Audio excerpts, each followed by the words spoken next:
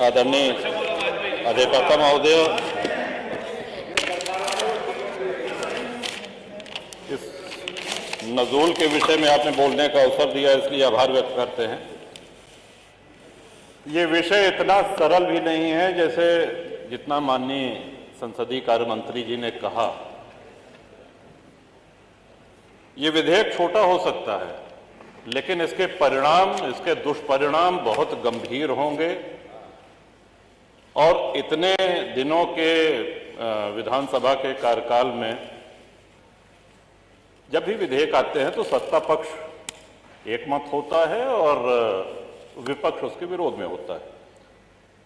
मैं सिद्धार्थनाथ जी और हर्ष जी को भी आभार व्यक्त, इन्होंने सही तस्वीर रखी है। ये अपनी पार्टी के हित के विषय में सोच रहे हैं। पहली बात जो एक ये कहा गया कि साहब ये स्वतंत्रता सेनानियों की भूमि है, एकाध अपवाद हो सकता है।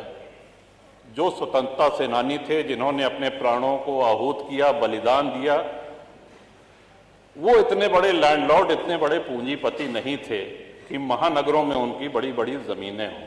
और ये प्रकरण सिर्फ प्रयाग अकेले तक ही सीमित नहीं है। इसमें काशी है, इसमें अयोध्या है, इसमें मेरठ है, इसमें गाजीपुर है, गोंडा है, कहाँ नहीं है, कानपुर है, सीतापुर है।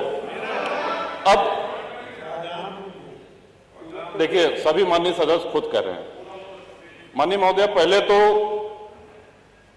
बोनाफाइड एक शब्द जो इसमें कहा गया कि जिसने लीज की किसी भी शर्त का उल्लंघन न किया हो, उनको छांट करके ये उनको चॉइस दी गई कि आप चाहें तो ये किस्त जमा करके और अपना फ्री होल्ड करा लीजिए।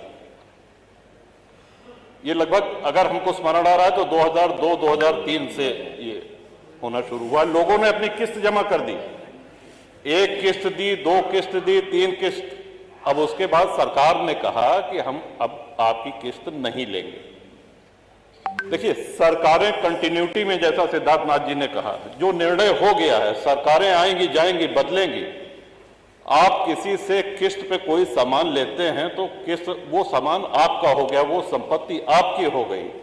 अब आप ये नहीं कह सकते कि नहीं, वो जो 15 साल पहले या 20 साल पहले या 25 साल पहले जो तुमने किस्त दी थी, ये पकड़ो अपनी किस्त और भूल जाओ इसको।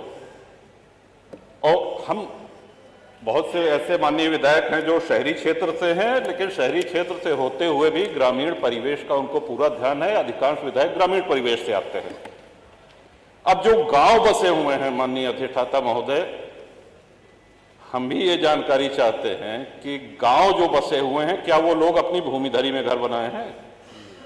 इस सिद्धांत के तहत तो उनको भी बेदखल कर देना चाहिए। फिर जो आबादी में है, जो ग्राम समाज में है, गांव के गांव बसे हैं, गांव में अपनी भूमिधरी में किसने घर बनाया है? सब कच्चे में तो कौन सा विकास कर रहे हैं? लोग सड़कों पे आ जाएंगे। और जब उस समय अंग्रेजों के बंगले, अगर प्रयाग की ही बात की जाए, तो सिविल लाइंस में भारतीयों को घर लेना निषिद्ध था, मना था। वहां सिर्फ अंग्रेज रह सकते थे। अपनी सेवा के लिए उन्होंने गाड़ीवान, कोचवान, बग्घी चलाने वाले, धोबी, माली, खानसामा, इन लोगों को वहां पे स्थापित किया, जो पुष्ट दर पुष्ट वहां पे चले आ रहे हैं। सागर पेशा एक बहुत बड़ा आंदोलन है प्रयागराज का। एक बहुत बड़ी संख्या में आप हजारों लाखों लोगों को बेघर कर देंगे। 3200 प्रार्थना पत्र लंबित हैं।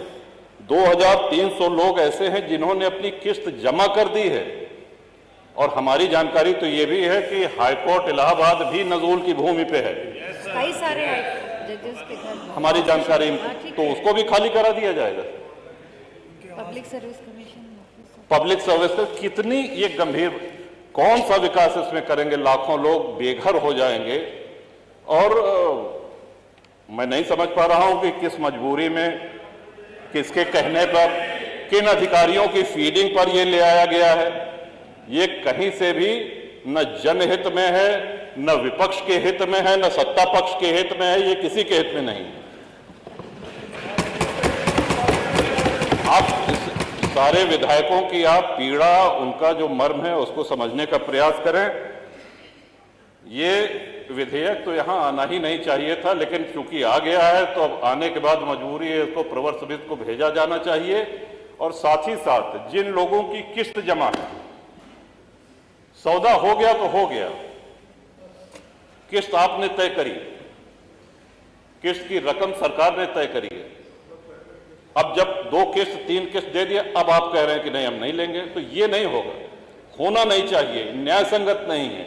और जिनकी लीज एक्सपायर हो गई है, जब अंग्रेज लीज रिन्यू कर सकते थे, तो क्या हमारे स्वतंत्र भारत में एक लोक हितकारी सरकार क्या लीज रिन्यू करके उनको वहां बसाए रखने की जिम्मेदारी सरकार की नहीं है? सबको बेघर करके भगा देंगे? कौन सा विकास हो रहा है? उनके पुनर्वास के लिए, उनको पुनर्बसाने के लिए कोई इसमें उल्लेख नहीं। गोलमोल भाषा में कहा गया है कि यदि सरकार करना चाहे तो करे। इसमें महोदय बहुत बड़ी क्रांति हो जाएगी, लोग सड़कों पे आ जाएंगे, हाहाकार हो जाएगा पूरे प्रदेश में। ये विषय बहुत ही जटिल है, बहुत ही संवेदनशील है।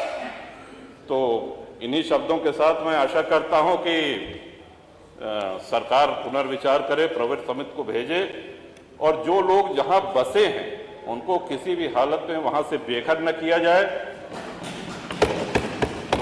जो फ्री होल्ड के क्रम में है फाइलें, उनको शीघ्र समयबद्ध निस्तारण किया जाए, उनकी शेष किस्त लेके, और जो लीज खत्म होने के कगार पे हैं उनकी लीज रिन्यू की जाए। इन्हीं शब्दों के साथ बहुत धन्यवाद।